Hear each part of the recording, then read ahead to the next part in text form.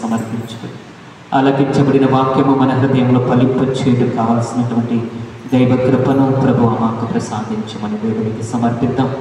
సర్వోన్నతుడా, సర్వంతర్యామి, సర్వ సృష్టికి మా జీవన మనుగడకు ఆధారమైనటువంటి దేవానికి స్తోత్రాలు ప్రభు. ఇదిగో తండ్రి, శుక్రవారం నాడు ఇప్పటి వరకు కూడా నీ పరిశుద్ధ సాన్నిధ్యంలో మేము నిలిచి ప్రభు ఈ వాక్కును ఆలకించినాము తండ్రి.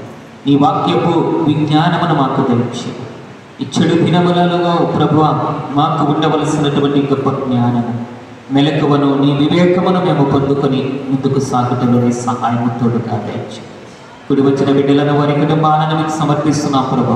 వారు చేస్తున్న ప్రతి ప్రార్థనకు నీ ప్రత్యుత్తరమును పొందుకున్నటకు, సకల అవసరములలో ఆదుకున్నటకు నీవు గొప్ప దేవునిగా ప్రభు వారిని నీ కృపలో ముందుకు నడిపించబడ్డారు.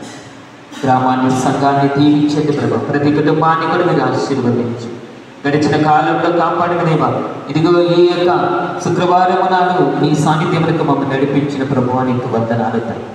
చేస్తున్న ప్రతి పనిలో కూడా మీరు తోడుగా ఉండండి ప్రభు. మీ ఆశ్రయం ఇచ్చి నడిపి చదువుకున్న పిల్లలకు మంచి జ్ఞానమును మీరు దయచి ఇదిగో ప్రభు యొక్క వాతావరణ ప్రభావమును బట్టి ఇదిగో కొన్ని బలహీనతలతో, చెరబాధలతో ఇబ్బంది పడుతున్నటువంటి ప్రతి ఒక్కరిని కూడా మీరు తాకి స్వస్థపరించమని మరొకసారి మా సంఘమంతటి మీద నీ దైవికమైనటువంటి కృపా వెలుగును ప్రోక్షించి యేసుక్రీస్తు నామములో అడిగి వేడుకొంచున్నాము తండ్రి. జేసునాథునిక మిక్కిలి పరిశుద్ధ దివ్య హృదయమా, జేసునాథునిక మిక్కిలి పరిశుద్ధ దివ్య హృదయమా, జేసునాథునిక మిక్కిలి పరిశుద్ధ దివ్య హృదయమా.